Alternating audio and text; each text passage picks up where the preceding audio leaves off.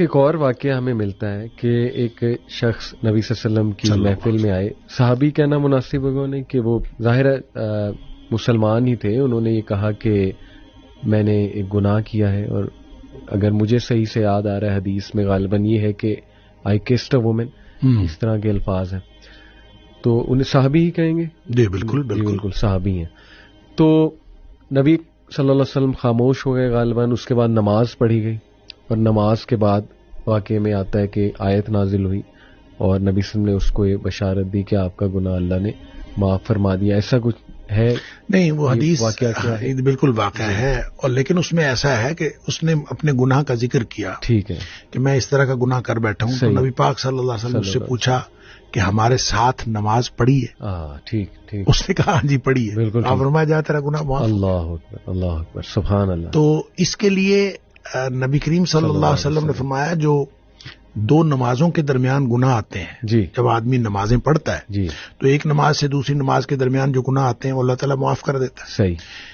دیکھیں، پیوریفیکیشن کا ایک سسٹم ہے. صحیح. نماز بھی پیوریفیکیشن کا نظام ہے. بالکل ٹھیک. رمضان سے رمضان تک، جمعے سے جمعے تک. صحیح. یعنی ایک جمعہ پڑا ہے دوسرے جمعے تک. صحیح. ایک رمضان سے دوسرے رمضان تک. صحیح. ایک عمرے سے دوسرے عمرے تک. ایک حج سے دوسرے حج تک. صحیح. اچھا، یہ درمیان میں جتنے گناہ ہیں یہ جب اللہ تعالیٰ معاف کر دیتا ہے، جو حدیث میں آتا ہے، تو یہ صغیرہ گناہ ہے. صحیح. چھوٹے گناہ ہیں جو بغیر توبہ کے معاف ہو جاتے ہیں. بالکل ٹھیک. جو کبیرہ گناہ ہیں وہ بغیر توبہ کے معاف نہیں ہوتے. بالکل صحیح. بالکل. اور اگر اس میں کسی بندے کا حق انوالو ہے تو جب تک حق ادا نہ کیا جائے اس وقت تک معاف نہیں ہوتے.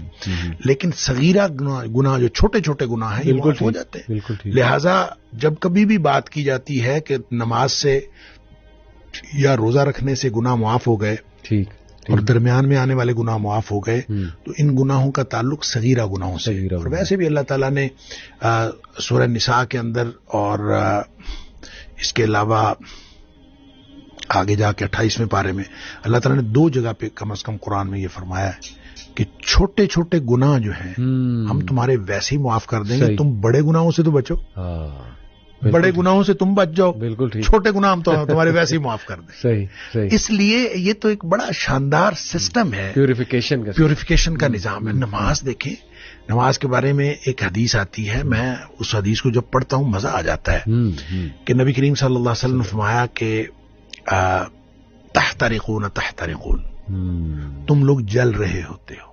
اب دیکھیں، نبی اکرم صلی اللہ علیہ وسلم کا کلام وہ ہے جن کو اللہ نے فرمایا، اللہ تعالیٰ نے، نبی پاک صلی اللہ علیہ وسلم نے، اللہ نے مجھے اوتیت جوامع الکلم، مجھے کلام کی جامعیت عطا کی گئی. یعنی تھوڑے الفاظ سے زیادہ مفہوم نکلتا ہے. وہ اللہ کے نبی دہرا رہے ہیں تحترقون تحترقون، تم جل رہے ہو، تم جل رہے ہو.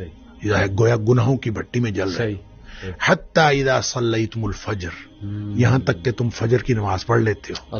غسلتھا، وہ اس کو دھو ڈالتی ہے. ثم تحترقون تحترقون، پھر تم نکلتے ہو تو پھر وہی دنیا ہے، وہی گناہ ہیں، وہی آنکھیں، وہی سماعتیں، کہاں کہاں تم پھر رہے ہو اور گناہ ہو رہے ہیں. شکر ہے آگے ظہر کی نماز کا وقت آ جاتا ہے. حتی اذا صلیتم الظہر غسلتھا، تم ظہر کی نماز پڑھتے ہو اس کو دھو ڈالتی ہے. یہاں اسی طرح نبی پاک صلی اللہ علیہ وسلم نے 5 نمازوں کا ذکر کیا. ثم تحترقون تحترقون، پھر تم گناہوں کی بٹی میں جل رہے ہوتے ہو. آگے نماز آ جاتی ہے، غسلت، اب اس کو دھو ڈالتی. لیکن جب عشاء کی نماز کی بات کی نا تو آپ نے فرمایا کہ حتی اذا صلیتم العشاء غسلتھا، وہ اس کو دھو ڈالتی ہے. اس کے بعد آپ نے ثم تحترقون نہیں فرمایا، آپ نے فرمایا تو ثم تنامون، پھر تم سو جاتے ہو. پھر تم سو جاتے ہو، پھر تم سو جاتے ہو. فرمایا پھر کچھ نہیں لکھا جاتا. یعنی پھر گویا وہ جو تحترقون ہو رہا تھا، گناہ ہو رہے تھے، وہ گناہ ختم ہو گئے. سوئے ہوئے کے آدمی کا تو کچھ نہیں لکھا جاتا. ویسے بھی نبی پاک صلی اللہ علیہ وسلم فرمایا رفع الاقلام عن ثلاث، 3 قسم کے لوگوں سے قلم اٹھا لیا جاتا ہے.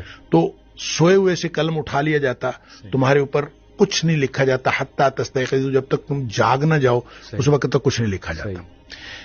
اچھا، اس کا مطلب یہ ہے کہ جو نہیں سویا عشاء کے بعد تو وہ تو تحترقون تحترقون ہو رہا ہے.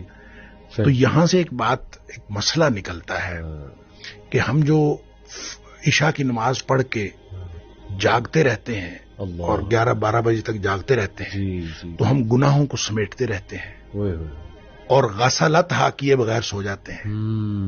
یہ اتنا بڑا رسک لیتے ہیں. اس لیے نبی پاک صلی اللہ علیہ وسلم حضرت ابو ہریرہ رضی اللہ تعالیٰ عنہ کو فرمایا تھا کہ ابو ہریرہ سونے سے پہلے وتر پڑھنا نہ بھولنا.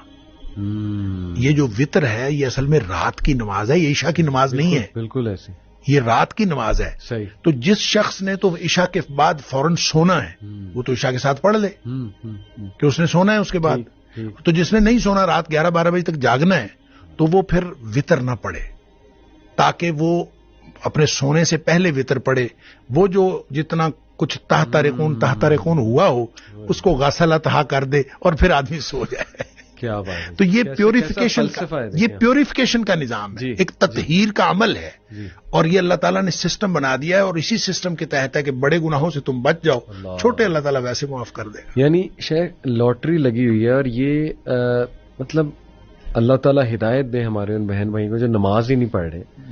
یعنی کتنا بڑا وہ رسک لے رہے ہیں, سبحان اللہ. اور دیکھیں میں اکثر کیلکولیشن سے شیخ بتاتا ہوں کہ 1440 منٹ ہیں دن میں, تو ایک نماز مطلب 15 منٹ لگا لیں آپ. اگر چلیں مسجد آپ جا رہے ہیں, ویسے تو 10 منٹ میں بھی پڑھی جاتی ہے, میکسیمم 15 لگا لیں. 75 منٹ 1440 منٹ کا کتنا حصہ ہے, یعنی کہ 6-7%. That's it.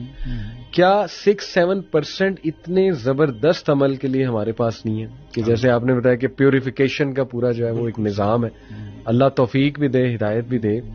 شیخ چلیں یہ تو توبہ کی ماشاءاللہ. اور یہ صرف نماز نہیں, ساری نیکیاں کا سسٹم اس میں آتا ہے, لوگوں کی مدد کرنا آتا ہے. سبحان اللہ. یہ تو چلیں شیخ کلیئر ہو گیا کہ اللہ کے دروازے کھلیں اور اللہ توبہ قبول کرتا ہے. ناؤ اٹ ڈیپینڈس کہ ہماری کوالٹی آف ہم نے کب ہر طرف سے منہ موڑ کے اللہ کی طرف چلے جانا ہے.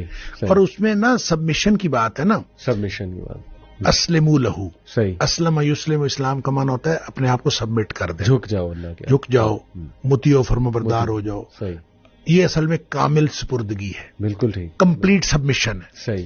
اس میں جب پارشل سبمیشن ہوتی ہے نا, صحیح, جزوی سبمیشن, صحیح, کہ میں آدھا کام اپنی مرضی سے کروں گا, آدھا اللہ کی مرضی سے کروں گا, یہ جزوی سپردگی بھی اللہ کو پسند نہیں ہے اور سیزنل سپردگی بھی اللہ کو پسند نہیں ہے. سیزنل, یہ اچھا ورڈ یوز کیا. سیزنل مسلمان, رمضان مسلمان یا جمعہ مسلمان, کسی دن ہو گیا باقی دنوں چھوڑ دیا, کسی دن کر لیا کسی دن. اسی لیے نبی پاک صلی اللہ علیہ وسلم نے جو فرمایا نا, ان احب الاعمال ادومها وان قل,